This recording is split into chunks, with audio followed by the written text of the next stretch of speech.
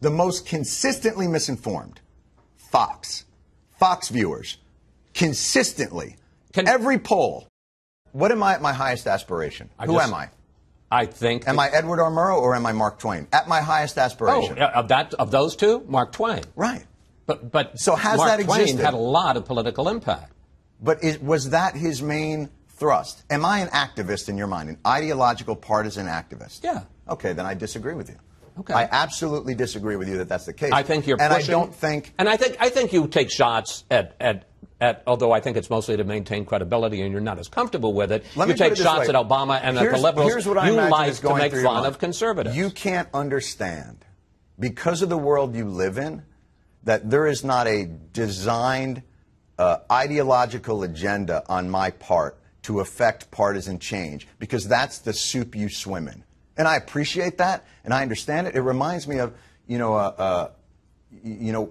ideological regimes, they can't understand that there is free media other places because they receive marching orders. And if you want me to go through Bill Salmon's emails and... how do you explain me?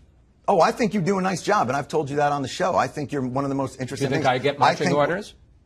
I think that you are here, in some respects, to bring a credibility and an integrity to an organization that might not otherwise have it without your presence. Here is the question. And, right. I think there are plenty of examples. Let me just give you another example of, this isn't you, this is the mainstream media. Okay. Because we look for examples of liberal bias, of no partisan agenda. I'm not suggesting there's no liberal bias in the media, but you're suggesting that there is an equivalence of Fox News and ABC. And I think that's absolutely silly. Here's Diane Sawyer. All right. Diane Sawyer leading her program last year announcing the new immigration law. Take a look.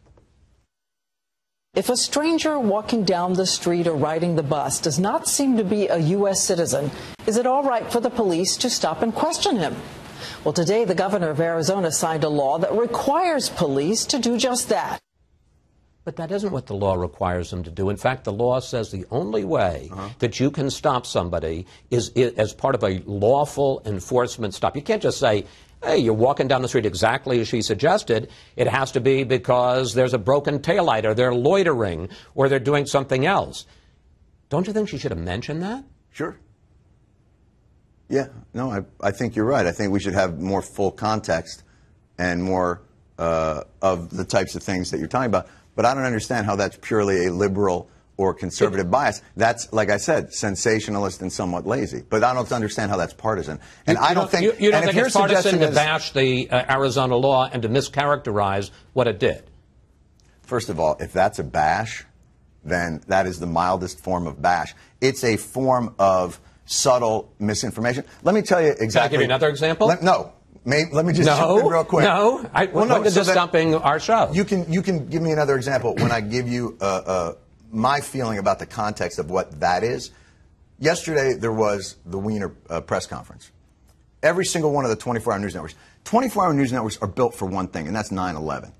And the type of gigantic news event that the type of apparatus that exists in this building and exists at the other 24 news hours is perfectly suited to cover. In the absence of that, they're not just going to say there's not that much that's urgent or important or conflicted happening today. So we are going to gin up. We are going to bring forth more conflict and more sensationalism because we want you to continue watching us 24 hours a day, 7 days a week, even when the news doesn't necessarily warrant that type of behavior. So here's my example of what news bias is in my mind.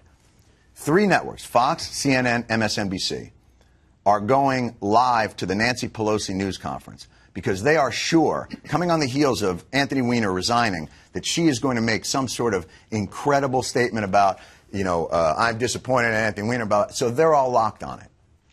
And the whole time there's hand-wringing. Oh, I can't believe we got to go and do this. The American people don't care about this. They care about jobs. They care about the economy. That's what the American people care about. We're about to go live to Speaker Pelosi. She's about to do that. She steps up to the podium and says what?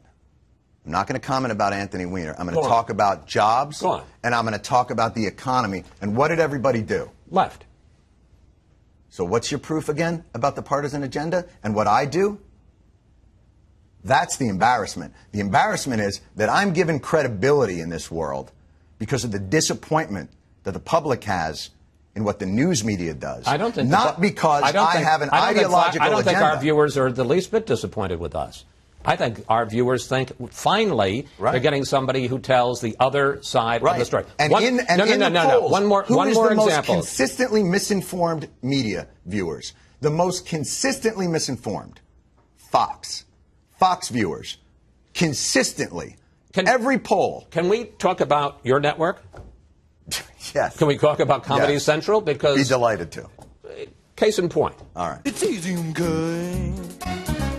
Step 1, instead of ass, say buns, like kiss my buns or you're a buns hole. Step 2, instead of shit, say poo, as in bull poo poo, head and this poo is cold. That there's good stuff and bad stuff. I'm suggesting that there is bias and that you only tell part of the story. Oh, there's no question that I don't tell the full story.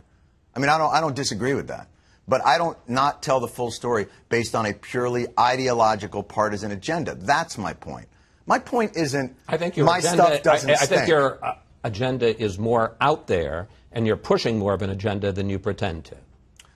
I disagree with you. I think that I'm pushing comedy, and my ideological agenda informs it at all times. Now, that agenda or my ideology is at times liberal, at times can lean more conservative, but it's about absurdity. It's about absurdity and it's about corruption.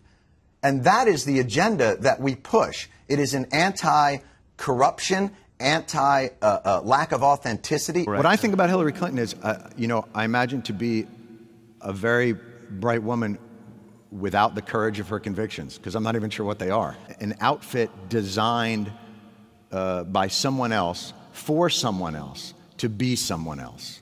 I would vote for Mr. T over Donald Trump. But I think she will be in big trouble if she can't find a way. It's anti-contrivance. And if I see that more in one area than I do in another, but I will defend every single thing that we put on that show. And I'm not dodging you in any way by suggesting that our main thrust is comedic. And that I will defend everything that we put on this show. Oh, and by the way, how often do you see your show on my show?